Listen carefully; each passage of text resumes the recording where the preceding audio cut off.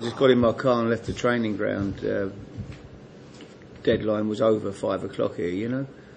And the chairman rang up and said, look, Celtic have been in for Robbie. He's keen to go. He really would like to go. What do you think? I said, well, you know, it's difficult for him at the moment. He's not playing regularly. You know, he's a lad who just wants to play football all the time. He's not happy when he's not in the team. He's been on the bench the last, few games for me, and Crouchy and Defoe have been in good form. So I said, yeah, okay, fine. To the end of the season. It was only to the end of the season, so it wasn't a problem. I've got Pavlyuchenko hopefully getting fit, and Ida Johnson as well.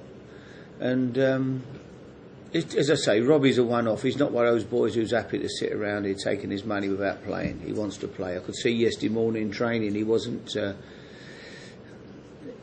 He worked hard as he always does, but there was a bit of a Mr. Angry to him yesterday morning. I think he gets frustrated when he doesn't play. He loves playing football. He's got that great enthusiasm for the game. So I thought it's the only club I think that Celtic was. Obviously, I think that's probably his team or whatever, and so it was a move for him that I didn't want to stop him doing. I think it's only a loan, and I'd be surprised if it became a permanent move. It was only between now and the end of the season, and I would think that might be as far as it goes.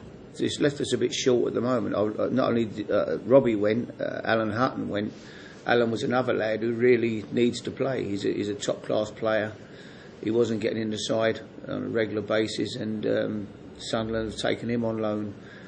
But that's always a problem, I think, when you've got top players who are used to playing and want to play, international players. Sometimes they're not going to play regular, and it's hard to keep them all happy. Sometimes I think you can have too many players. I must admit, sometimes it can be a problem. We fought with the lad from Portsmouth originally. He came, he had a medical last Friday, and passed. Begovic passed. Yeah, did his medical, came with his agent, and suddenly disappeared off to Stoke. But that's how it goes. He decided to go to Stoke. So. Other than that, we really didn't get too close to doing anything. I think we looked at one or two loan deals, but didn't manage to pull one off. I think it's a bit of a farce. Yesterday suddenly everybody's dashing. There's it's excitement for the TV, probably excitement for the fans or whatever. But I think from a manager's point of view, it's become. I think we couldn't wait till 5 o'clock to arrive last night. The phone stopped ringing, and people stopped. There it goes now, and people stop bothering you. As I've said many times, ringing up with players that really are no use to you, and trying to get contracts for people that you're really not interested in. So I'm pleased it's finished again. Ida is just a fantastic footballer. I watched him out there yesterday morning. He sees everything, sees all the pictures, knows where the ball's going before it arrives. He's got great awareness. A real player. So I'm delighted. He looks in good shape. He's going to have a game today. We've fixed up a friendly game today at about 1:30. We've got a game with Dagenham and Redbridge. John Steele's brought a team over.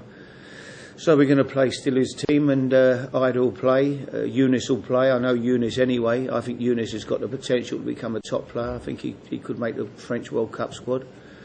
I think his concentration levels are much better than they were 18 months ago when I first took him to Portsmouth. Again, I think he'll do a terrific job for us. It'll be a tough game tomorrow for sure. There'll be difficult opposition. They're a good side, and they played ever so well at White Hart Lane, even though we should have won the game. But they're a team I think way above the level they're playing in. They've got good players. And it will be a tough game, but we're playing well. I think we've had one defeat in, 11 games or whatever, so we're in good shape. Nothing is ever more intimidating going there when Norman Hunter was playing with Billy Bremner and Jack Charlton, Johnny Giles. I mean, that was for me one of the great football teams. We talk about the great United teams, the great Liverpool teams, great Arsenal teams. I would put Leeds right up there with that team. Was right. They were the very best teams I've seen. Fantastic balance to it and at everything.